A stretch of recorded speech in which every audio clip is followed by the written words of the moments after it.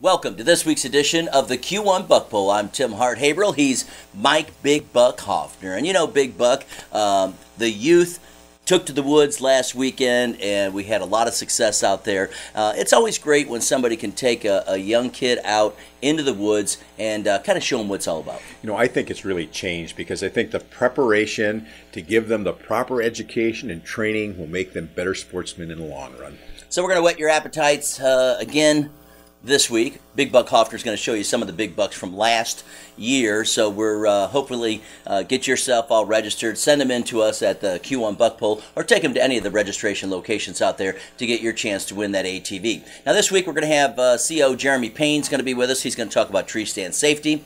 We've got Alex Kopyev with us. He's also a CO with the DNR, and he's going to talk about youth and the proper way to fit them with a gun. Right. You know, and I think, again, it's critically important. It all starts from the very beginning when they're young, so when they graduate and they get older, they know how to do it right.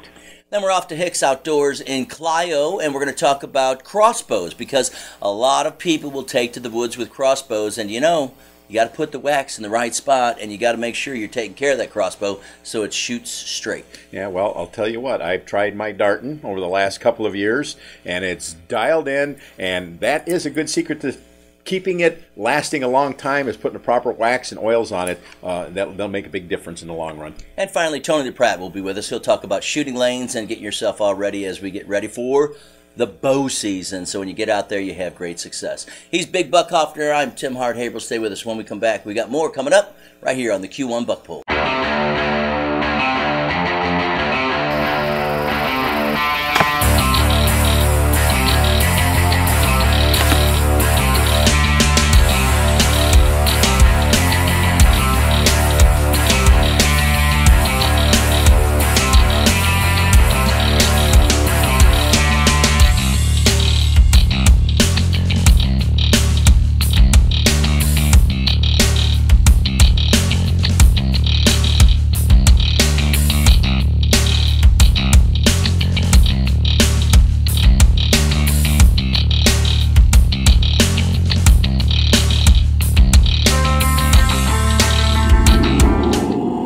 Country Smokehouse was started years ago by myself and Suzanne, and we want to specialize in homemade, old-fashioned sausage and jerkies and things like that. People say it's a destination. They come out for the barbecue, they come out for the homemade sausages. A lot of organic people, natural people want to buy the product because they can't find it in the local stores. We are the largest processor in the state of Michigan. We invite all hunters to come in, bring your deer in, or just stop in and check us out so you can see yourself. I recommend you come to the Country Smokehouse because you'll never be disappointed.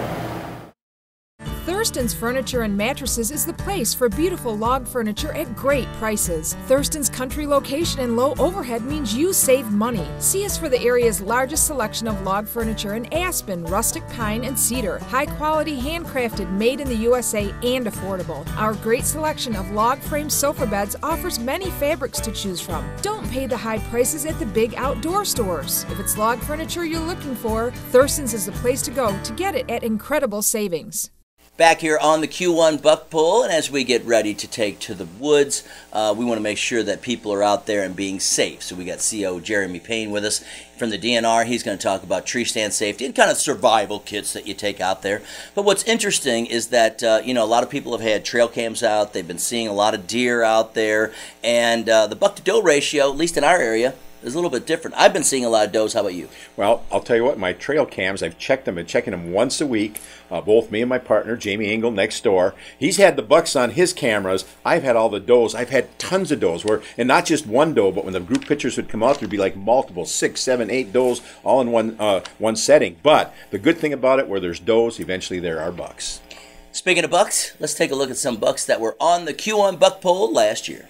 All right, let's start out up in Salt Central Michigan here with Matt Alger bringing in a 12-pointer. The score was 54 1/4.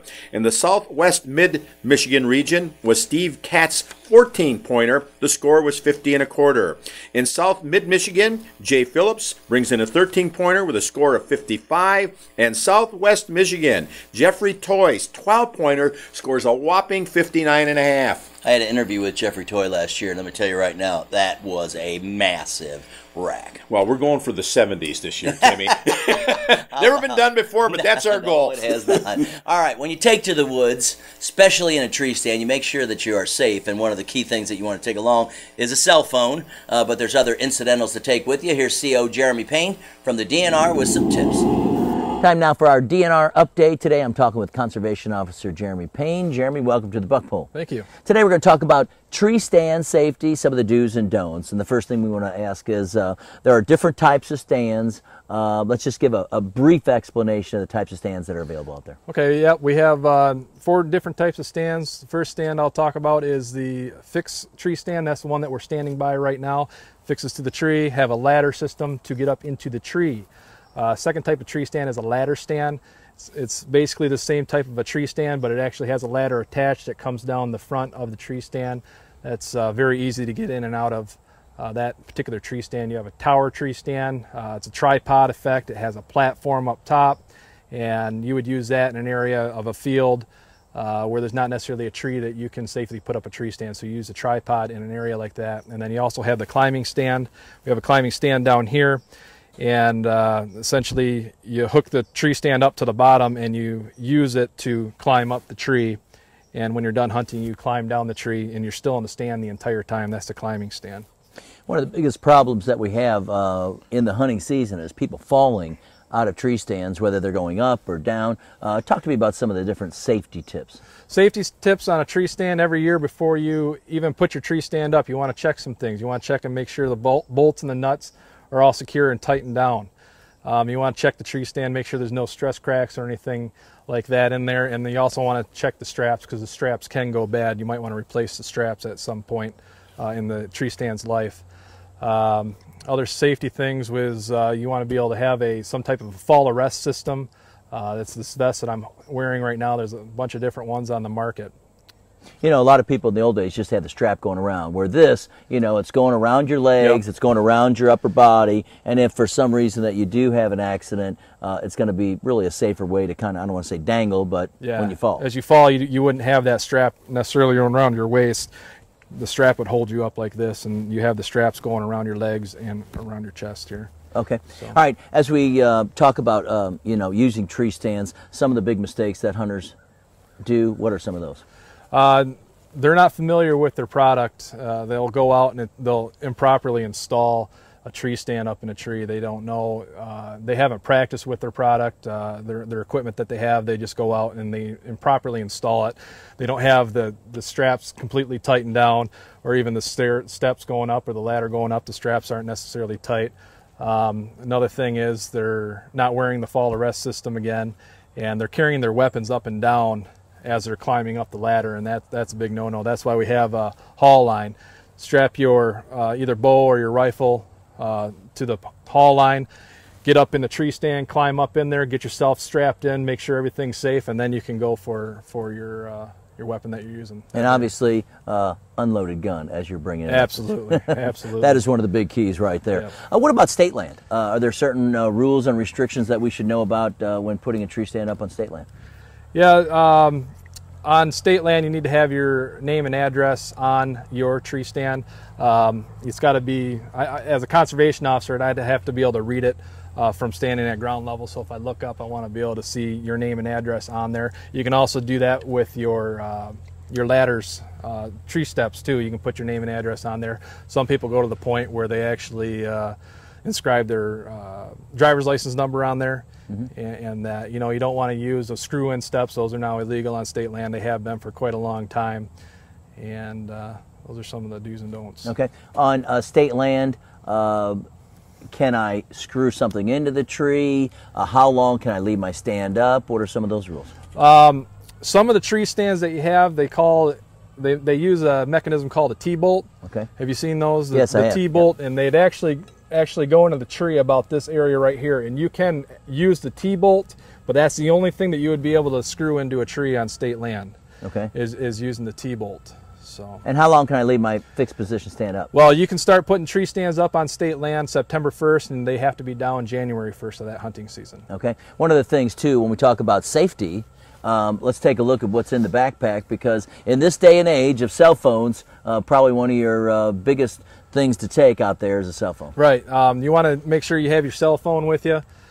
Take that out there, put that in your bag. Put it on vibrate. Yep, put it on vibrate. You don't want the big buck coming in, your cell phone goes right.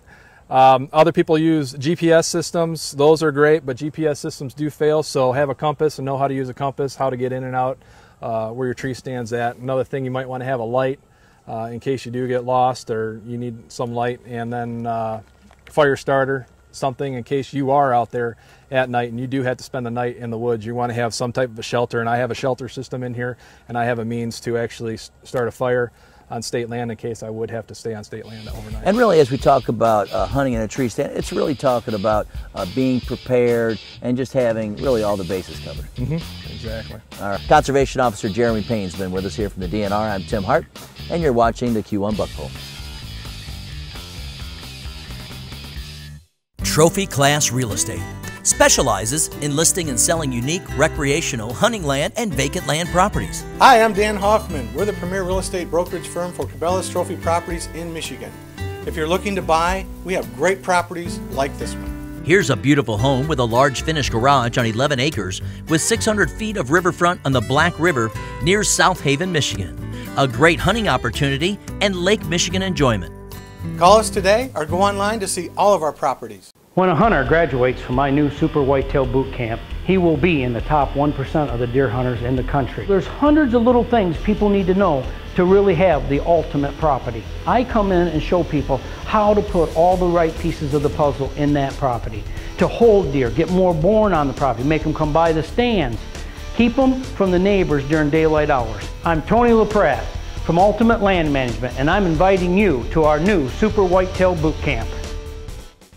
Coldwater Gun & Pawn, your concealed weapon headquarters. Buy, sell, trade. We do volume so you have selection with new guns arriving daily. Need ammo at the best prices around? Stop into Coldwater Gun & Pawn. Plus, we pay cash for guns or anything of value, including gold and silver, where we pay the highest prices in southern Michigan. Plus, we have DVDs, guitars, gifts, and more. Long guns or handguns, come see our selection today at Coldwater Gun & Pawn.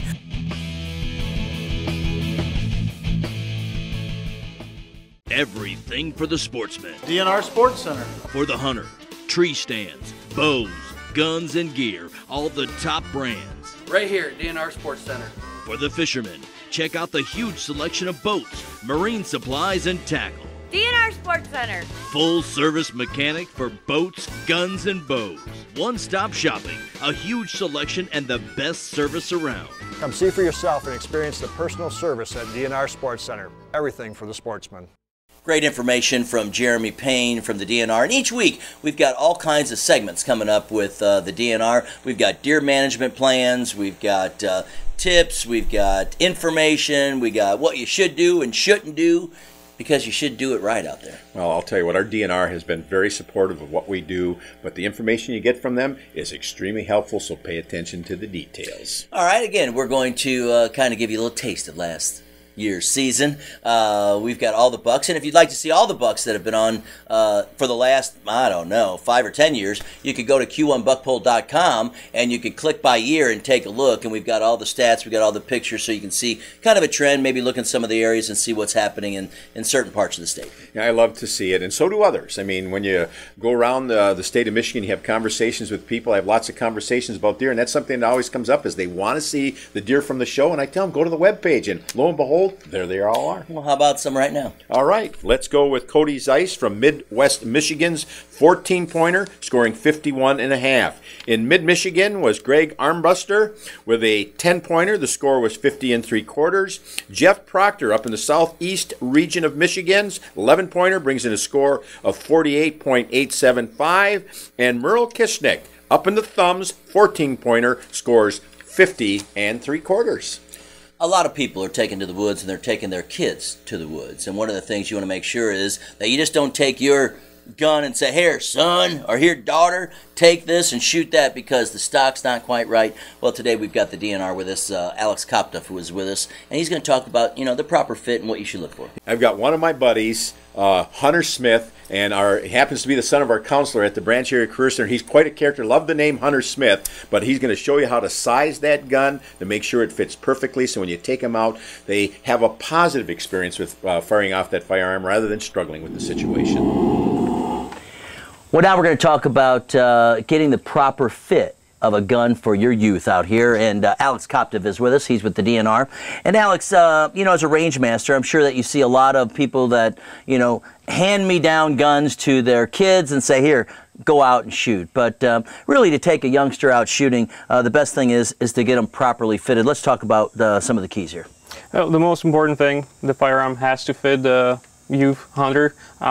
Not only because it's a law, but also it makes a lot more of a pleasant experience for a child while they're hunting with the firearm that's not too heavy, not too long, the firearm that actually fits them recoil-wise, and just the shape of a gun itself. A good rule of thumb when fitting for a firearm is to make sure the length of the stock is even to the length of your forearm. As you can see, this gun's going to be a little too short for me. In all reality, I have to be coming up right here with the stock rested against my forearm. What are some of the guns that we're looking at here today then? We got a 22 rifle. We have a 20 gauge shotgun, and we have a 410 shotgun. And again, what would you suggest if I've got a first-time shooter? What would you suggest I get? It's always better to start with the smallest possible firearm, just to get them to the field, just to get them understand that there is a certain amount of noise, there's a certain amount of recoil. It's quite common when the kids come out and they hear a big loud gun that might not necessarily have a lot of recoil, but they're scared of it just because of the noise factor. So you want to start with like a 22. It doesn't have a lot of recoil. It doesn't have any recoil basically. It doesn't have a lot of noise factor. So it's a nice, pleasant gun to start shooting with. Well, I know when one of the very first times that I went out hunting, of course, my uncle said, "Here, well, use this gun," and it had kick and sent me, reeling. But back in the old days, they, here's the gun to use. I've used it for years, and now you need to. But really a different way to fit your gun to the kids today. Get them out there and have fun. Well, this day and age, there's a lot of firearms specifically designed for kids. They have a shorter stock, they have a lighter stock, they have shorter barrels, to making the firearms more manageable for a young hunter. And there's no excuse to just hand out whatever you have to your kid and tell him, here, that's what you have to hunt with, while there's so many options available where you can pick up inexpensive and a good firearm that's going to be just right for them. And take them to the range and let them get accustomed to it before you go out in the woods to have them shoot at any kind of animal out there. Absolutely. First, they have to know what's going on with the firearm. They have to have basic understanding of the safety. They have to get basic understanding of how the firearm works. They have to try it and kind of be confident with the firearm, so when they have the buck in front of them or any other game, they can make a confident, relaxed shot and make an ethical kill. All right. Alex Kopyev with us from the DNR. That's your DNR tip about fitting your kids with the proper firearm. You're watching the Q1 Buck Pull. At Outfitters Taxidermy, I do high quality work at reasonable prices. We do it all at Outfitters Taxidermy, from birds, small mammals, fish, deer, shoulder mounts, full body mounts. I pay attention to the details in the mount, like your eyes, the nose, and the way the horns are set. Make sure the measurement's all correct, just like it is when you brought it in. If you're not sure how to cape your deer, I can do it for you, show you how to do it, where to make cuts, where not to make cuts. When you shoot that buck of a lifetime, give me a call at Outfitters Taxidermy. Hunting, fishing, trapping, Frank's Sporting Goods in Morley. We got the biggest selection of trapping supplies in West Michigan, and the experience to go along with it, so we can teach you how to do everything right here on the spot. Long guns and handguns for any application, and expert service from someone who lives the outdoors. Don't forget, we got a great selection of ammo. You'll find it all at Frank's Sporting Goods in Morley. Stop in or call Frank's Sporting Goods in Morley for the best deals around. Hi, my name is Vic Havens, and we invite you to stop here at Frank's Sporting Goods in Morley, Michigan. Did you know that Tire City is more than just tires? Marshall Tire, Albion Tire, and Charlotte Tire are all more than just tires at great prices. We're your complete auto repair center. We're brakes, oil changes, steering and suspension, diagnostics. We're more than just tires. We're your complete auto repair facility. Tire City, Marshall, Albion, and Charlotte.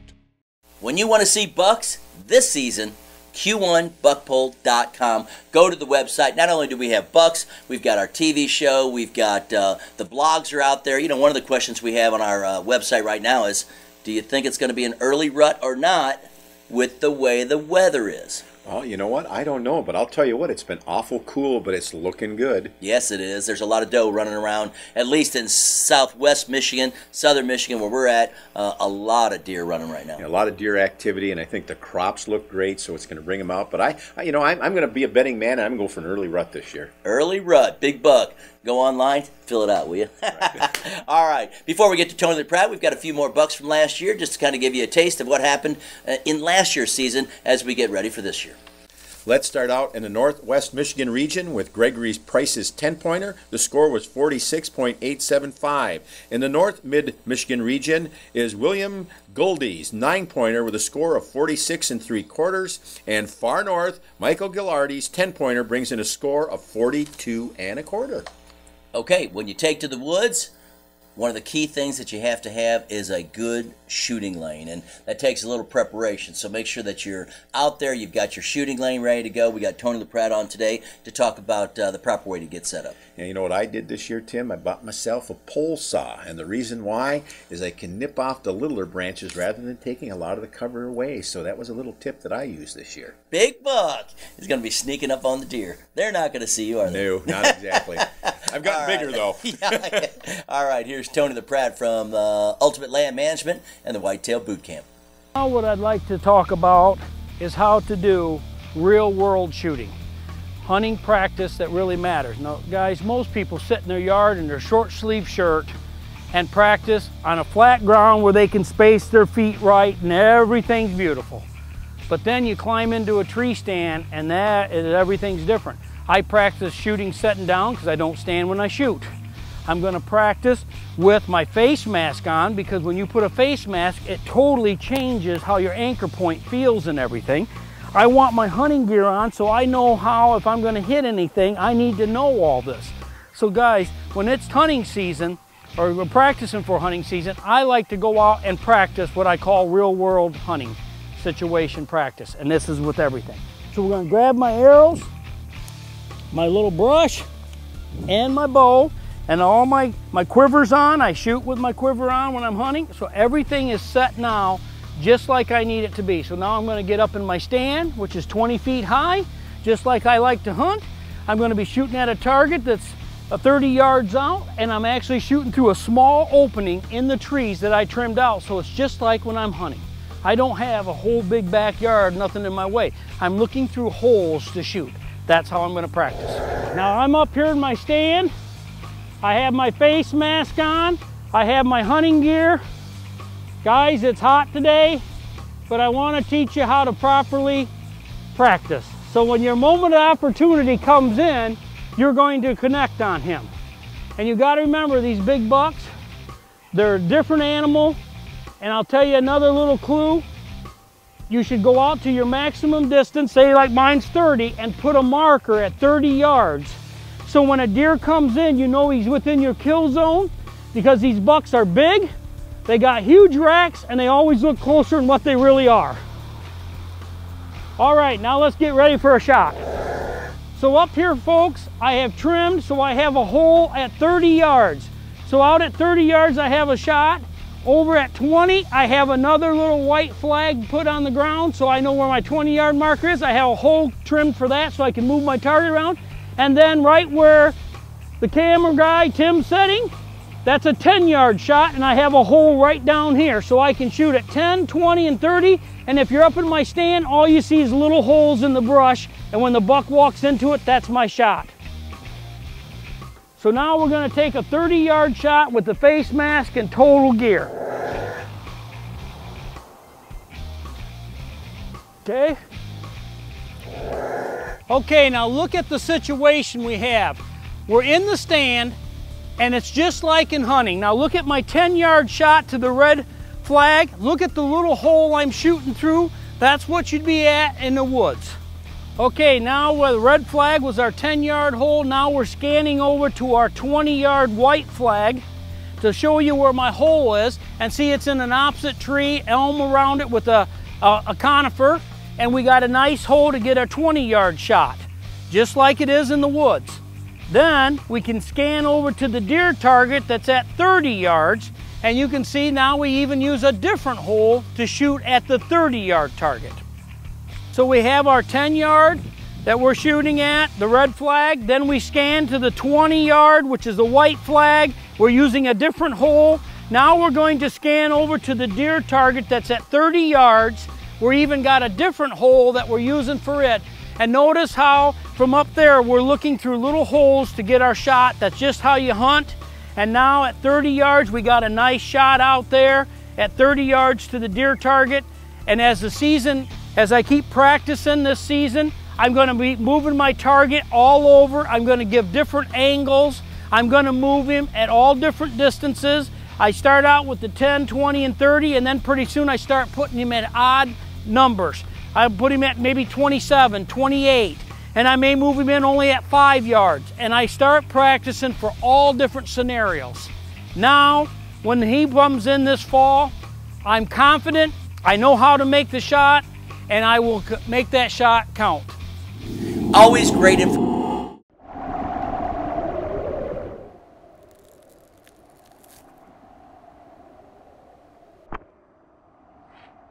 I, Jackknife Jed, do leaveth my barred rifle to the next thing that finds it. Yours truly, Jackknife Jed.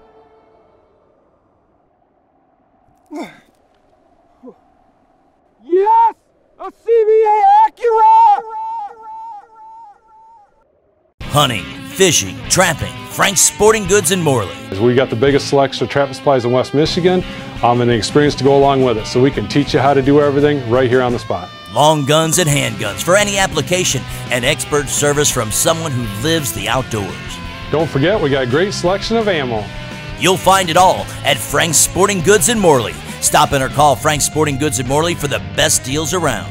Hi, my name is Vic Havens, and we invite you to stop here at Frank's Sporting Goods in Morley, Michigan. The Country Smokehouse was started years ago by myself and Suzanne, and we want to specialize in homemade, old-fashioned sausage and jerkies and things like that. People say it's a destination. They come out for the barbecue, they come out for the homemade sausages. A lot of organic people, natural people want to buy the product because they can't find it in the local stores. We are the largest processor in the state of Michigan. We invite all hunters to come in, bring your deer in, or just stop in and check us out so you can see yourself. I recommend you come to the Country Smokehouse because you'll never be disappointed. Well, that's going to do it for this week's edition of the Q1 Buck Poll. And Mike, we want to encourage everybody to get out there, get registered. The locations have all their registration forms. If not, you can go online and download a form and then participate that way. We got all the instructions of how to register your buck or doe. Yep, well, I'll tell you what, it's 2 years past the big EHD situation, so I'm hoping and looking for a great season this year. I'm looking at videotape big buck with a big buck this year. Well, I hope that's the year again. We haven't done it. It's been 3 years since we've been successful on our filming. This is the year. All right, he's Mike Big Buck Hoffner. I'm Tim Hart-Haberl. Thanks for being with us this week on the Q1 Buck Poll. Whenever you're out in the woods, be safe.